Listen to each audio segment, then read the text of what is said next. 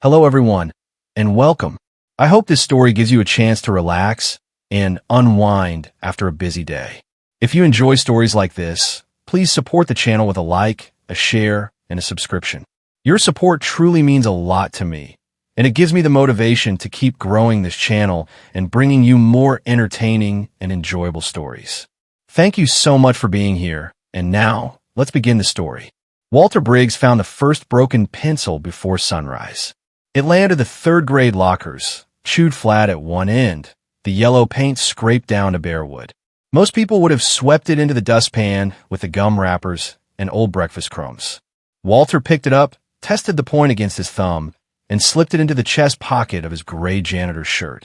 Some child would need it by noon. The school was still dark except for the emergency lights and the weak glow above the office door. Brookside Public had been built when the town still had two factories, a bowling alley, and a paper mill that paid enough for families to buy houses. Now the factories were warehouses, the bowling alley was a clinic, and the paper mill had been fenced off for 12 years. The school remained because children still came, hungry or tired or quiet, and somebody had to open the doors before the buses arrived. Walter was that somebody. He pushed his mop cart down the main hall, listening to the old building wake around him.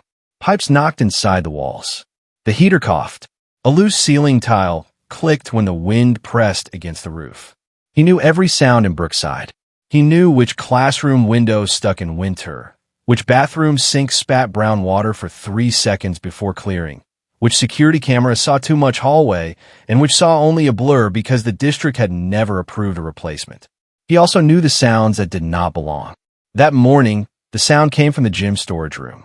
At first, it was only a breath of voices, thin and careful. Walter stopped beside the double doors to the gym. He looked at the clock above the trophy case. 5:28. No basketball practice. No breakfast staff yet. No teachers, except maybe Grace Miller if she had taken another substitute shift and slept badly enough to come in early. The voices came again. They were children, but not Brookside children. The rhythm was wrong. Soft, clicking at the edges, repeating the same sounds as if the words were fragile and might break if spoken too loudly. Walter set the mop handle against the wall. He took the heavy ring of keys from his belt and chose the storage room key by touch. He did not hurry. Hurrying made noise. The old lock turned with a tired scrape. Inside, the room smelled of rubber mats, dust, and cold metal. Dodgeballs sat in torn mesh bags. Folding chairs leaned in stacks. A pile of wrestling pads made a dark wall against the back. On the concrete floor, in a circle of weak light from a cracked high window, a young alien woman knelt with a piece of white chalk between two narrow fingers. She was beautiful in a way Walter had never seen and too exhausted for beauty to be the first thing that mattered. Her skin held a soft, blue-gray sheen, like moonlight on wet stone. Fine silver lines ran from her temples down the sides of her neck, fading beneath a patched coat that had been mended with two kinds of thread. Her hair, if it was hair, fell in dark ribbons over one shoulder. Her eyes were large, violet at the center, and frightened without being weak. Around her sat 7 alien children. They were thin, not storybook thin, not dramatic. Thin the way Walter recognized from children who came to school pretending they were not hungry. Their clothes were layered from scraps. Their hands were too still. One small child held the cardboard back of a food box like it was a notebook. Another gripped a bit of chalk so tightly that white dust covered the joints of his fingers. The alien woman moved before any of the children did. She stood and placed herself between Walter and the circle. "Please," she said. Her English was careful, each word carried like a glass cup. "They're not stealing. They are learning." Walter looked past her shoulder. On the floor, written in crooked marks, were names. Not full sentences, not plans, just names practiced like forbidden things. One of the smallest children, a girl with pale green eyes and a frayed scarf wrapped around her shoulders, had written half a word. When she saw Walter looking, she rubbed it away with her sleeve, so fast the chalk smeared across her wrist. Walter raised both hands, palms open. "Nobody is in trouble," he said. The children did not believe him. He could see at once, because fear had taught them to study adults before they studied words. The oldest child, a narrow boy with sharp cheekbones and watchful eyes, slid one hand under his shirt as if hiding something there. Another child, taller and stronger than the rest, stepped toward the door. Not to run first, to make sure the smaller ones could run behind him. Walter knew that look too. "My name is Walter Briggs," he said. "I clean this school. I fix things when they break. That's all." The young woman studied his shirt, his keys, the mop cart outside the door. "You have keys," she said. "Ido." On Veyra, people with keys close doors. Walter let that sit between them. He had heard a lot of truths in simple sentences. Most of them came from children. "Here too sometimes," he said, "but not always." The little girl with the chalk smear on her wrist stared at his pocket. The broken pencil stuck out above the seam. Walter took it out and crouched, slow enough not to scare them. His knees complained. He held the pencil toward the alien woman, not directly toward the child. "Point still good," he said. "Somebody can use it." Mira looked at the pencil as if it were a dangerous gift. "We cannot pay." "I didn't ask." No one moved. Then the smallest girl whispered something in her own language. The alien woman answered softly. The girl looked at Walter, then at the floor where her half-written name had been. "If I write it," the child asked, "will they find me?" Walter felt the question pass through him like cold air under a door. He did not know who they were. He did not know what laws had followed these children across the dark distance between Earth and Veyra. But he knew one thing well. No child should be afraid of her own name. "Not because of me," he said. The alien woman closed her eyes for half a second. When she opened them, she looked even more tired. "I am Mira Solon," she said. "I'm their teacher." "Then let's get your class off the floor, Miss Solon." He stood and looked around the storage room. Too cold. Too exposed. There was a camera in the gym hallway and another near the cafeteria corner. Both were unreliable, but neither was harmless. Breakfast staff would arrive in 30 minutes. The first bus in 50. "Can they walk quietly?" he asked. The tall child near the door answered before Mira did. "Yes." "Name?" The boy hesitated. "Kes Vero," he said. "Kes, I need you at the back. Watch the little ones. If anyone drops something, you pick it up. If anyone gets scared, you keep them moving. Can you do that?" Kes straightened as if Walter had handed him a real job instead of a scrap of trust. "Yes." Walter nodded to the oldest child with the hidden object. "You, Tavi Wren. Tavi, you stay near Miss Solon. Whatever you're hiding, don't drop it." Tavi's eyes widened. "I'm old, not blind," Walter said. For the first time, one of the children almost smiled. Walter stepped into the hall and checked the camera dome above the gym doors. It had been fogged for months, showing nothing but pale shapes. The district had refused to replace it twice. For once, neglect was useful. He led them through the side hall, past the trophy case, past the nurse's office, past a row of student art that had curled at the corners. He stopped at the old library door. The library had been closed the previous year when the district cut staffing. No class used it now, and most staff walked past it without thinking. Its books had stayed because no one had money to move them. That made it safer than the storage room, at least for the morning. Walter unlocked the door and pushed it open. Dust and paper smell breathed out. The children stared. It was not much.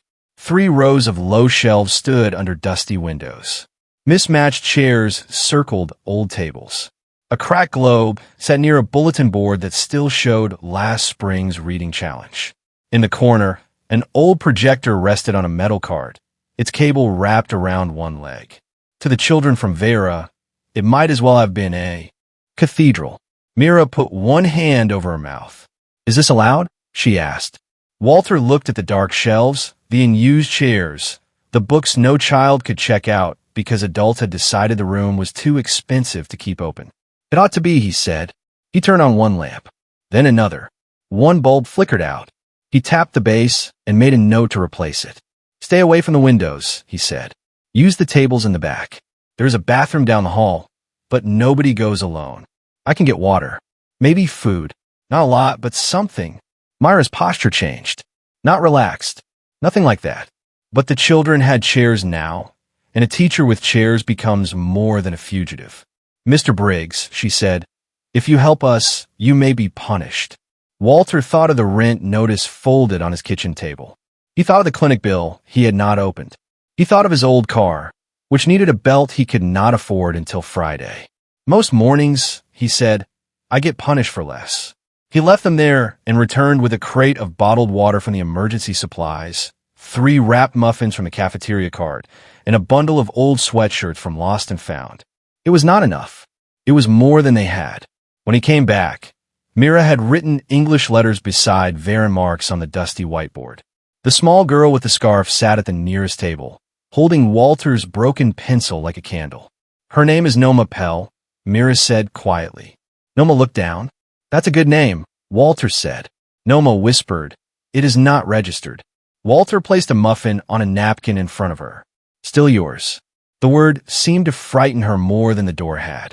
By 7:30, Brookside filled with the ordinary noise of a poor school trying to start a day.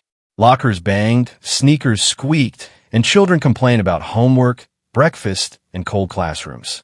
Walter moved through it with his mop cart, nodding to teachers, unclogging a sink, and opening the cafeteria side door when the latch jammed.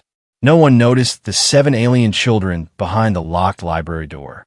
For 3 hours, that small amount of borrowed safety was enough. At 10:15, a smell like hot dust and dying plastic drifted from the old library. Walter was in the second grade hall, changing a burned-out bulb in room 6, when his radio crackled before he could climb the stepladder. Walter, Principal Ellen Price said. My office. Now, please. Ellen Price had been principal of Brookside for 5 years. She was a small woman with steel-gray hair, tired eyes, and a habit of smoothing bad news before handing it to people. She had fought for lunch funding, roof patches, winter coats, and bus routes. But she also answered to a district office that spoke mostly in numbers and threats.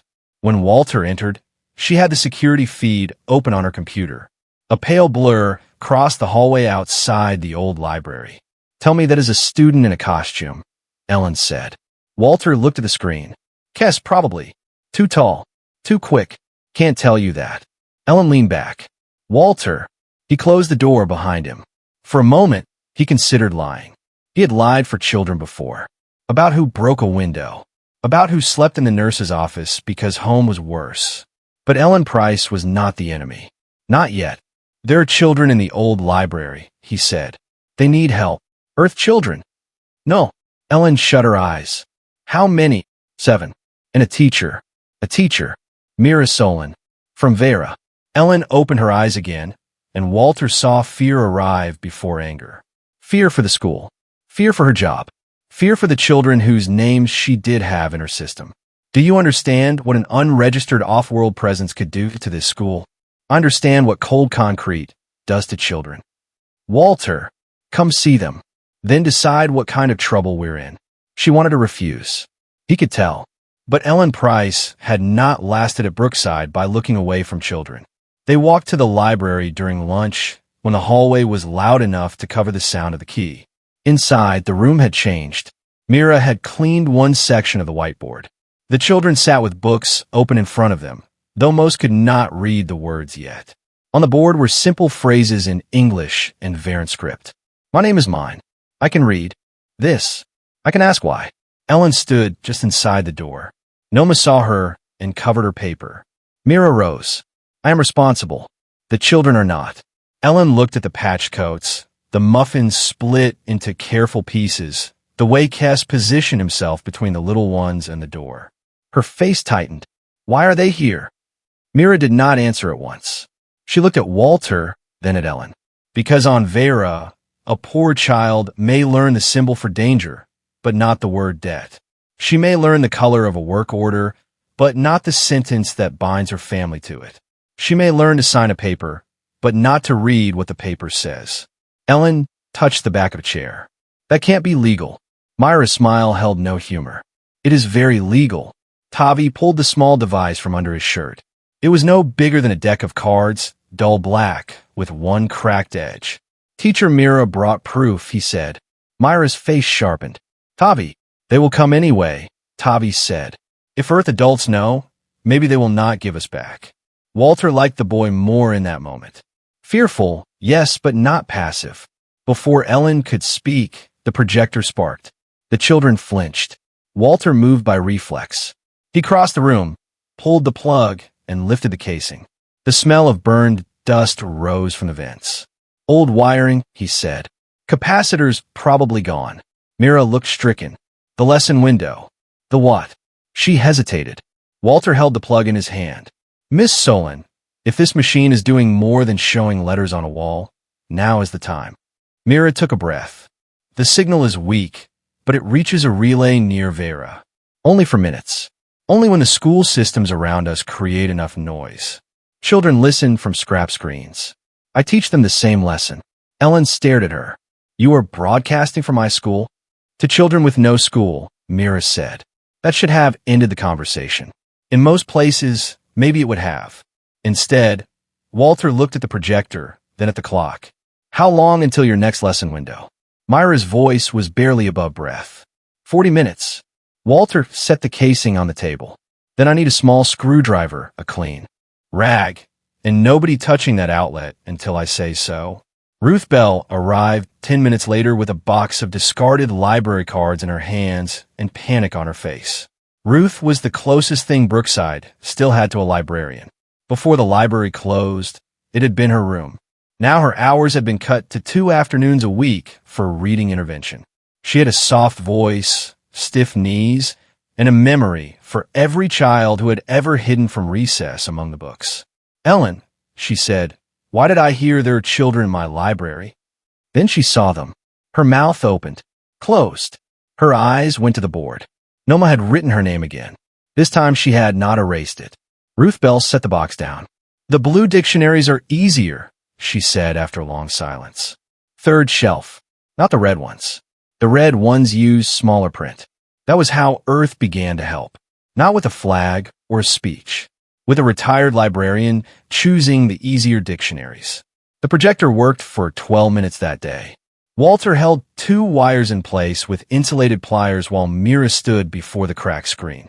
Static shimmered across the whiteboard. Then the image cleared. A room appeared, if it could be called a room. Low ceiling, metal walls. Children crowded shoulder to shoulder around a screen with a broken corner. Their faces were narrow and hungry. Their eyes widened when Mira appeared.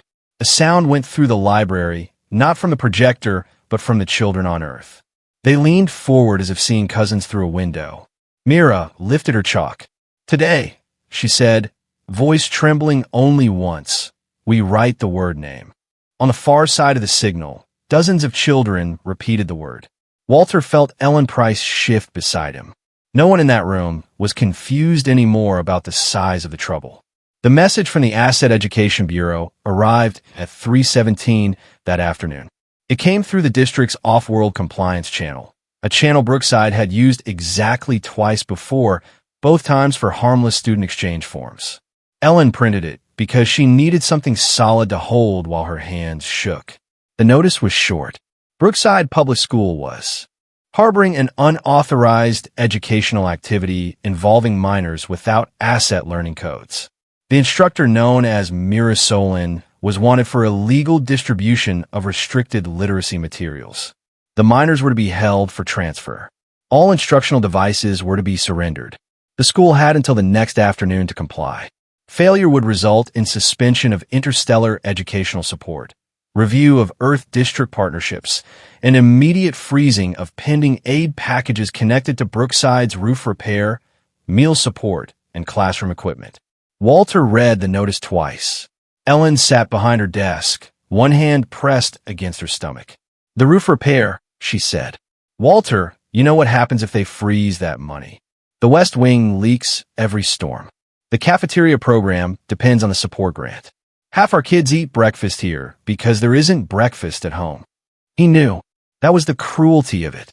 The Bureau had not threatened a rich academy. It had not threatened a government building. It had placed its hand around the throat of a school already struggling to breathe. They know exactly where to push, Walter said. Ellen looked at him. And what do we do? He had no answer that would save everyone cleanly, and that was the trap. When he returned to the library, Mira read the notice in silence. The children watched her face. I will go, she said. Noma made a small sound. Mira folded the paper with careful hands. If I go, perhaps they leave the children here long enough for Earth process. If I stay, your school is hurt. Your children are hurt. They won't leave your students here, Walter said. You do not know that. I've read enough papers written by people like him. They don't ask for children because they plan to forget them. Tavi stood. The proof matters.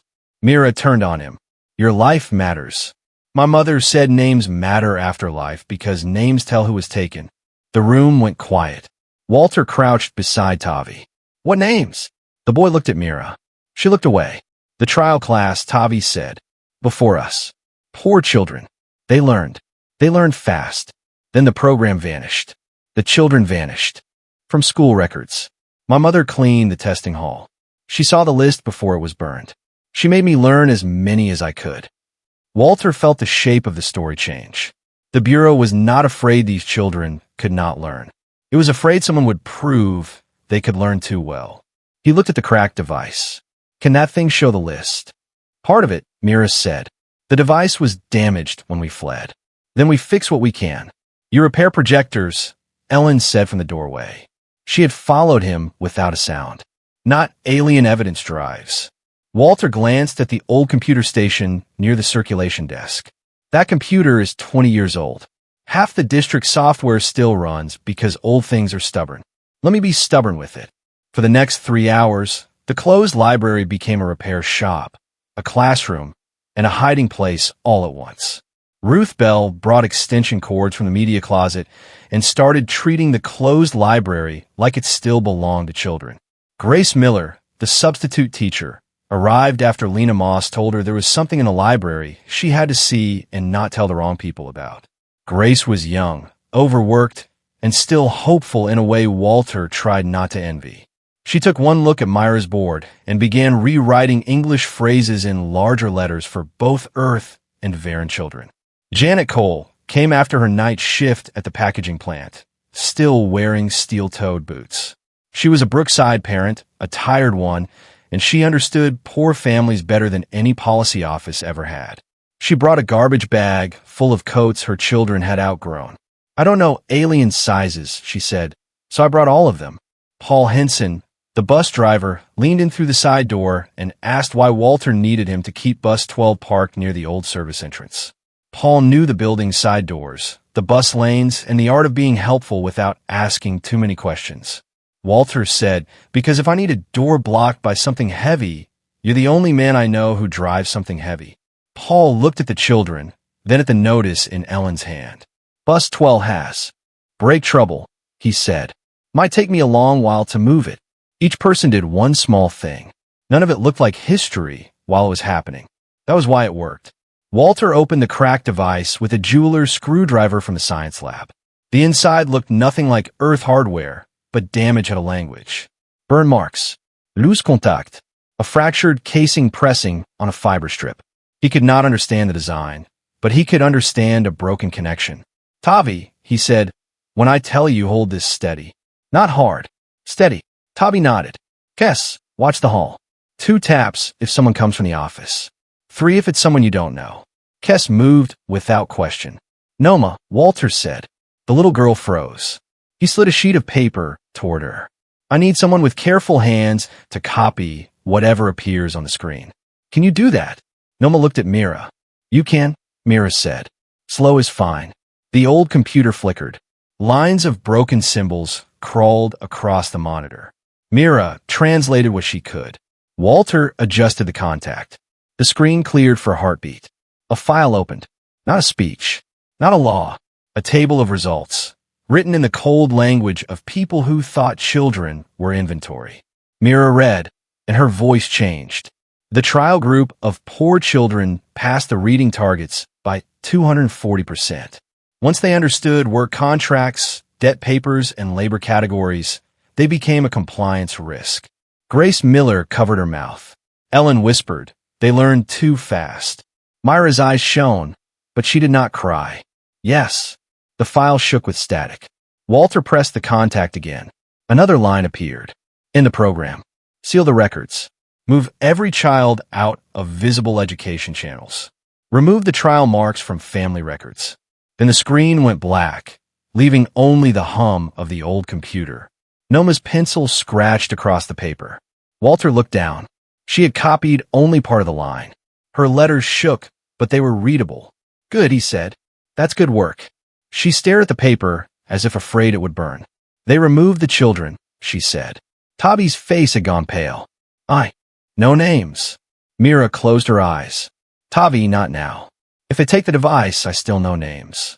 Walter looked at the boy and understood the burden he had been carrying under his shirt and behind his eyes. The device mattered. The files mattered. But this child had been forced to become an archive because adults on his world could not trust paper to survive. "Then we write them," Walter said. Tavi began. The names were not easy for Walter's ears, but he wrote them slowly, asking for each sound again until Tavi approved. Ruth found index cards. Noma copied 3 names. Grace copied 5. Mira stood beside the board, one hand on the table, as if the weight of each name passed through her. By evening, they had 27 names. 27 children who had learned too fast and then disappeared from school. Walter made 3 copies. One went inside a blue dictionary. One went under the loose floor panel beneath the library card, a hiding place he had used for spare keys for years. One went to Paul Henson in a sealed envelope. "Where should I keep it?" Paul asked. "Somewhere nobody from the district wants to look." Paul snorted. "My glove compartment, then." At 9 that night, Walter went home to his apartment and found the rent reminder taped to his door at eye level. He stood in the hallway, holding the paper while the fluorescent light buzzed overhead. His neighbor's television murmured through the wall. His knees hurt. His hands smelled faintly of dust and alien metal. He could still stop. He could tell Ellen he had done what he could. He could let the bureau take the device, maybe the teacher, maybe the children. He could keep his job, keep his insurance, keep the apartment for another month, keep being the man who opened doors in the morning and locked them at night. Then he saw Noma's wrist in his mind, chalk smeared where her name had been. Walter folded the rent notice and put it in his pocket with a broken pencil. The next morning, Director Cale Vorn arrived at Brookside Public at 8:42, just after the buses had emptied. He came in a dark suit with a collar that shimmered faintly when he moved. 2 inspectors followed him, each carrying a slim case. No weapons showed. They did not need to show weapons. The papers in Cale Vorn's hand could do enough damage. Children slowed in the hall to stare. Teachers pulled classroom doors half shut. The office secretary, Mrs. Alvarez, looked at Walter with wide eyes as he crossed the main hall. Ellen Price met Vorn outside her office. "Director Vorn," she said, "this is a public school. You will not move through it without me." "Of course," Vorn said. His voice was smooth, almost kind. "We have no wish to disturb lawful education. Our concern is unlawful education." Walter stood by the trophy case, mop handle in one hand. Vorn looked at him. "Mr. Briggs." Walter did not ask how the man knew his name. "Director, I understand you are responsible for facility access. I clean floors and open doors when they're supposed to open." Vorn smiled as if Walter had made a small joke. "Then today can be simple. We require the unauthorized instructor, the minors without asset learning codes, and all instructional devices. Your principal has been given the compliance terms." Ellen's face was pale. Vorn continued, "If one responsible employee accepts procedural fault, the Bureau may recommend partial preservation of support funds, roof repair, meal assistance, equipment replacement. I believe those are important here." There it was, the knife, placed gently on the table. Walter thought of the cafeteria line. Children taking apples for later. Children stuffing cereal bars into pockets for little brothers at home. The West Wing buckets catching rainwater during storms. Vorn held out a document. "Sign this, Mr. Briggs. State that you acted without administrative approval. Surrender the materials. The children from Earth will not suffer for your mistake." Walter looked at Ellen. She did not tell him to sign. She did not tell him not to. That was fair. It was too cruel a choice to hand to anyone else. From down the hall came a faint sound. One tap, then another. Kess at the library door. Someone approaching. Walter took the paper from Vorn's hand. It was written in clean language. Unauthorized sheltering. Improper educational support. Corrective transfer. Preservation of. Institutional funding. There was no mention of hungry children. No mention of names. No mention of a program buried, because poor children had learned too well. What happens to Mira Solon? Walter asked. She will be returned for review. What happens to the children? They will be placed according to their lawful category. Labor category. Vorn's eyes cooled by a degree. That is not your jurisdiction. Walter handed the paper back and signed. This is a school, he said. Children are our jurisdiction. Vorn sighed softly, not angry, only inconvenienced. Mr. Briggs, sentiment will not repair your roof. Neither will cowardice. Ellen inhiziv. Vorn's inspectors stepped forward. Walter turned and walked toward the old library. Mr. Briggs, Vorn said, do not make this disorderly. Walter did not speed up. He knew the length of the hallway, knew the blind spot between the camera and the trophy case, knew that Ruth Bell had opened the side storage room, knew that Paul Henson had parked bus 12 across the service entrance at a bad angle and would be unable to find the keys for a while. He reached the library door and put his hand on the knob. Inside, Mira was ready to run. He saw it before she moved. Her coat was buttoned. The children were gathered. The cracked device was in her hand. No, Walter said. Myra's face broke in pain, not fear.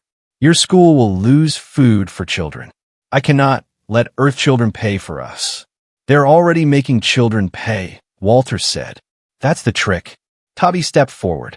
Teacher Mira, he said, if you go, they take the names. If I stay, they may take this school. Noma's voice came from behind Kess. I do not want another school to be empty because of me. Walter knelt because he wanted Noma to see his face, not his keys. Listen to me, he said. The people doing this want you to think you are the danger. You're not. A child learning is not what hurts a school. A system that threatens lunch money to stop a child from learning is what hurts a school. Noma held the broken pencil. He had not realized she still had it. I am scared, she said. Me too. That seemed to steady her more than any promise would. Half.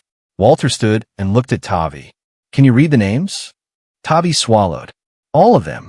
As many as you can. Mira understood then. Walter, they will hear. Good.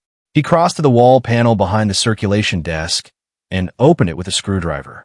Officially, the library microphone had not worked in years. Unofficially, Walter had fixed it for morning announcements when the office system failed, then left the patch in place because old fixes sometimes became new lifelines. He plugged in the cable from the gym microphone, ran it through the projector card, and flipped the switch hidden under the desk. The speakers in the hall popped. All across Brookside Public, the morning noise thinned. Walter nodded to Tavi. The boy stood before the microphone with both hands clenched at his sides. His first name came out too softly. Mira moved beside him, not taking over, only standing close. Tavi tried again. This time the name carried through the school. It echoed over lockers, into classrooms, through the cafeteria, across the front office where Cale Vorn stood with his unsigned paper. Tavi read another name, then another. They were children who had been removed from records, children whose families had been told they were transferred, children whose test scores had been sealed because they proved the wrong truth. Noma stepped up beside him. She read one name and stumbled on the second. Tavi helped her. Kess stood at the door with his shoulders squared. Then Mira spoke into the microphone. Today, she said, voice shaking but clear, we continue our lesson. The sentence is simple. My name belongs to me. Grace Miller heard it in room 8. She looked at her students, then at the stack of unused composition books on her desk. She picked them up. Ruth Bell opened the old book closet. Janet Cole, waiting in the front office with 3 other parents after the video call from Ellen, took out her phone and began recording. Paul Henson leaned on the horn of bus 12 by accident for 2 full seconds, then decided the accident had been useful and did not apologize for it. Vorn reached the library door with his inspectors behind him. Walter stood in front of it. Open the room, Vorn said. In a minute. Now. They are in the middle of attendance. Vorn's face hardened. You are obstructing lawful recovery. Walter thought of every door he had opened for children in rain, in snow, in mornings when he had slept 4 hours and his back hurt so badly he had to pause before standing straight. He thought of all the times he had been invisible because invisible men could keep their jobs. Then he thought of Noma erasing her name.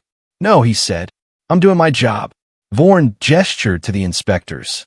Before they reached Walter, the classroom doors opened. Grace Miller came first with her students, each carrying a notebook. Ruth Bell followed with dictionaries. Janet Cole and the parents stepped into the hall. Ellen Price stood at the office end, pale but upright. "Director Vorn," Ellen said, loud enough for the recording phones to catch, "this is still my school. No child is removed from this hallway without a local protective review. You risk institutional ruin," Vorn said. Janet Cole laughed once, sharp and tired. "Sir, this institution already has buckets under the roof when it rains. You didn't bring ruin. You just brought paperwork." Walter opened the library door, not because Vorn demanded it, because it was time. Inside, the tables had been moved into rows. Alien children sat beside Earth children. Mira stood at the board. Tavi was at the microphone. Noma stood with the broken pencil in her hand. On the board, in careful letters, was the sentence, "My name belongs to me." Vorn stood in the doorway, and for the first time his polished calm faltered. There were too many witnesses. Not officials, not diplomats. Worse for him, parents, teachers, children, ordinary people who did not need a policy explanation to understand what they were seeing. One of his inspectors lifted a device. Walter stepped forward. "That locks data, right?" The inspector froze. "You use it on that room," Walter said, "and every parent in this hall records you shutting down a class of children learning to write their names." Vorn looked at the phones, at the children, at Mira. "Restricted instruction cannot be legitimized by spectacle," he said. "Mira, set down the chalk." "Then do not watch the spectacle," she said. "Watch the students." Noma turned back to the board. Her hand trembled. Walter could see it from the door. She wrote the first letter of her name, then the second. She paused at the third, breathing hard. No one spoke. No one hurried her. She finished the name. Noma Pell. Her arm lifted as if to erase it. Walter felt the whole hallway hold its breath. Tavi whispered, "Do not." Noma lowered her hand. The name stayed. That was the moment the Bureau lost the room. Not the galaxy. Not its laws. Not all its power. But the Bureau lost that room, that hallway, and the story people would tell about what happened there. Vorn left without the children. He left with threats. Formal review. Funding suspension. Employment consequences. Compliance hearings. Words built to sound stronger than the image he could not erase. By afternoon, Walter's keys were taken. Ellen did it herself. Her hand shook when she held them out. "I'm sorry," she said. "The district says I have to suspend you while they review." Walter unhooked the key ring from his belt. It felt heavier than it should have. "You do what you have to do to keep the doors open." "Walter," he placed the keys in her palm. "Just do not give them to children." He cleaned out his locker after the buses left. There was not much. A spare shirt, a thermos, a roll of tape, a picture of his daughter at her high school graduation, smiling in a cap they had borrowed from another family because the school fee had been too high that year. When he stepped outside, bus 12 was still there. Paul Henson opened the door. "Need a ride? My car's in the lot." "Does it start?" Walter looked at the old sedan near the fence. On emotional support, Paul nodded. "Then get in." The next 3 days were hard and quiet, ordinary ways. The district placed Walter on unpaid leave. His landlord slid another notice under the door. The clinic called twice. A man from a compliance office left a message asking whether Walter had acted alone. He did not call back. Brookside's funding freeze began as a warning, then became a hold. The roof repair stopped. The cafeteria manager started, counting every crate twice. Some parents were angry, not because they hated the alien children, because fear makes people look for the nearest person to blame. Walter took it. He had carried heavier things than blame. On the fourth day, the video reached places none of them had expected. It was not polished. Janet Cole's hand shook. The sound dipped when someone walked in front of her phone, but it showed enough. Cale Vorn in the hallway. Walter standing at the library door. Tavi reading the names of children erased from school system. Noma writing her name and leaving it on the board. People understood. Not everyone. Never everyone. But enough. A public school 2 counties oversent 3 boxes of books. A church basement collected coats. A retired teacher mailed handwriting paper. A union of cafeteria workers sent grocery cards to cover Brookside lunches for a week. Then another week. A group of Earth education lawyers offered protective filings for Mira and the children. Parents from schools that had never heard of Brookside called the district until the phones jammed. The support did not arrive like a miracle. It arrived the way Earth usually did when it was at its best. Late in the evening, in dented vans, in reused boxes, with labels written in marker. Walter did not return to work. Not yet. Instead, he watched Brookside from the outside for the first time in 17 years. On Monday morning, he sat in his parked car across from the school because the engine had failed again and because he could not make himself drive away. He saw Janet Cole walk her youngest son to the gate and hand him a paper bag with 2 sandwiches instead of 1. He saw Ruth Bell arrive with a canvas tote so heavy she had to switch hands twice before reaching the door. He saw Paul Henson step off bus 12, look toward Walter's car, and lift 2 fingers in a quiet salute. Walter did not go in. At noon, Ellen called and put him on speaker for 30 seconds. He heard a classroom full of children, Earth and Veyra together, sounding out the same word. Window, then water, then home. He had to hang up before anyone heard his throat close. The pressure did not stop. The district received another warning from the Bureau. The message said Brookside was encouraging educational contamination across asset categories. It said Earth was risking future agreements by protecting minors who did not belong in open instruction. It said the school could avoid escalation by surrendering the instructor and ending all unauthorized lessons. Ellen read the message to the staff after dismissal. This time, she did not read it alone. Grace Miller stood beside her. Ruth Bell stood with a box of books in her arms. Janet Cole stood in the back with other parents, still in work shoes, still smelling of fryer oil, packing tape, laundry soap, and long shifts. One father asked the question everyone feared. If we keep helping them, do our kids lose lunch? No one answered quickly. That mattered. It would have been easy to pretend sacrifice was beautiful when somebody else paid it. But the parents of Brookside knew the price of everything. A missed paycheck, a broken heater, a late grant, a bus route cut because a spreadsheet said the walk was acceptable. Then Janet Cole raised her hand. My boy brings half his breakfast home for his sister, she said. So I know what that lunch means. But I also know what it means when people with full tables tell hungry children to fight each other for crumbs. I'm tired of that game. The room stayed quiet. Then another parent said he could repair the loose shelves. A cafeteria worker said she knew where to find donated fruit. A mechanic said the old generator behind the gym could be made safe if Walter told him what parts were missing. Lena Moss's grandfather offered to make a sign for the classroom if the school ever dared to name it. That was the moment Earth moved another step closer. Not as a whole planet yet, just as tired people choosing not to let fear turn them cruel.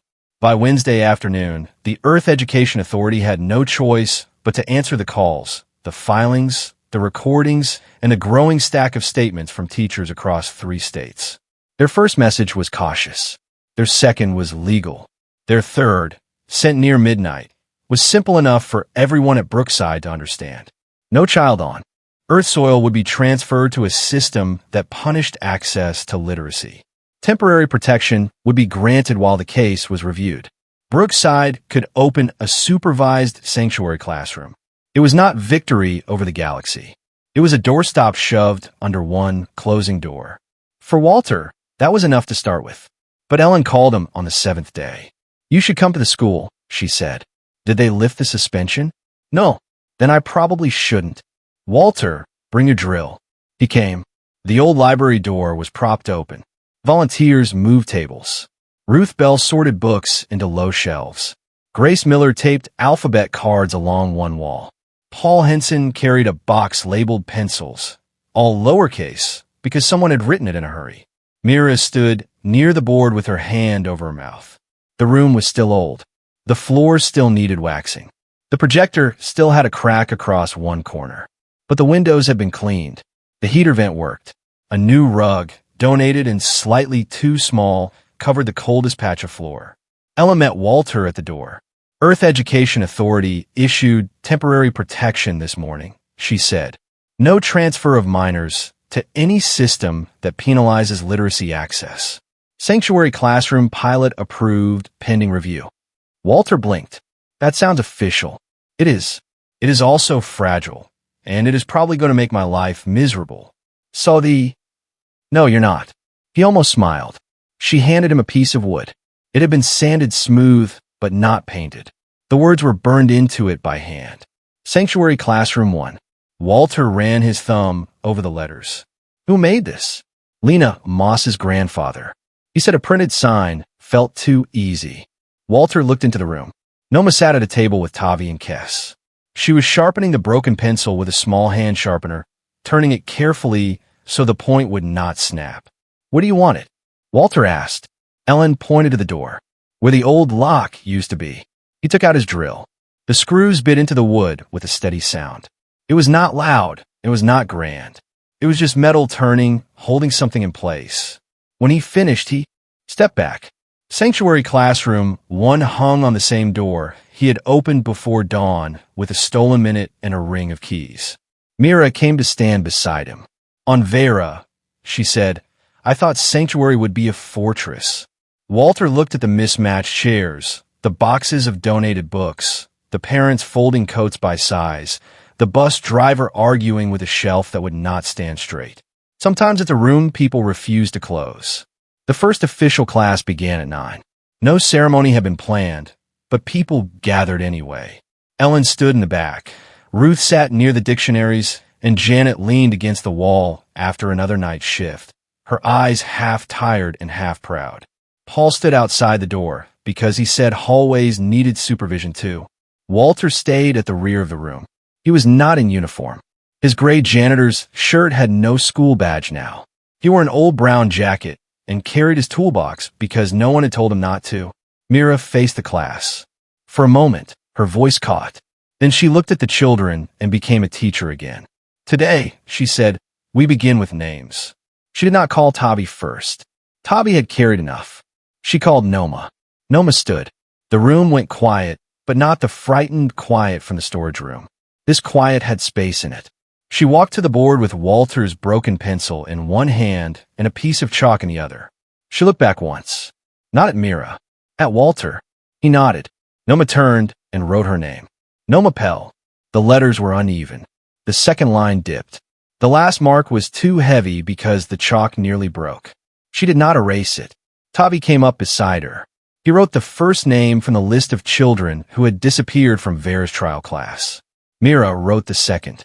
Kess, after a long pause, wrote the third. Then Grace helped an Earth student write the fourth because the sounds were difficult but worth learning. Name after name appeared on the board. Not all 27. There was not enough room. That was all right. There would be more boards, more paper, more mornings. Walter looked down at the first table. The broken pencil lay there, sharp and short, ready for whoever needed it next. He thought about the rent notice in his pocket, the job he might not get back, the keys that no longer hung from his belt. He thought about the bureau still out there, still powerful, still certain that poor children should only learn enough to obey. Then Noma faced the room. Her voice was small, but it did not shake. My name is Noma Pell, she read. My name belongs to me. No one cheered. Cheering would have been too loud for the moment. Mira bowed her head. Tavi closed his eyes. Kess put one hand on the shoulder of a smaller child. Ruth Bell cried silently into a tissue and pretended she was not. Walter stood at the back of the first sanctuary classroom on Earth, his hands dusty from a sign he had just hung, and watched a child keep her name on the board. Outside, the hallway heater knocked inside the wall. Buses hissed at the curb. Somewhere in the building, a pipe needed fixing. The school was still poor. The roof still needed work. The galaxy had not become kind overnight, but the door was open, and this time, no one in the room was whispering. In that small room, with its old floor, mismatched desks, and cracked projector humming in the corner, Walter Briggs finally understood what sanctuary meant. It was not a flag or a promise made by powerful people from a safe distance. It was a door that stayed open when every other door had closed. It was a pencil placed in the hand of a child who had been told her name was too poor to matter. It was a teacher who kept teaching, even when teaching had been called a crime. It was a tired old janitor standing at the back of a classroom, knowing he had lost almost everything and still believing he had chosen the right thing to save. Nomapel looked at the name she had written on the board. For the first time, she did not wipe it away. Behind her, one by one, the other children began to write their names too, not as numbers, labor codes, or mistakes in a forgotten system. They wrote as students, as children, as lives no one had the right to erase. That day, Earth did not defeat the galaxy with ships or weapons. Earth did something much harder. It made room. And in the quiet after the last name was read, the galaxy learned a truth it had tried very hard to bury. A child who can write her own name is no longer invisible. And a world that protects that child has already become a sanctuary. If this story moved you, please take a moment to like the video, share it with someone who believes kindness still matters, and subscribe to the channel for more science fiction stories about humanity at its best. Your support helps these stories reach more listeners. And maybe, somewhere out there, another forgotten voice will find an open door. Thank you for listening.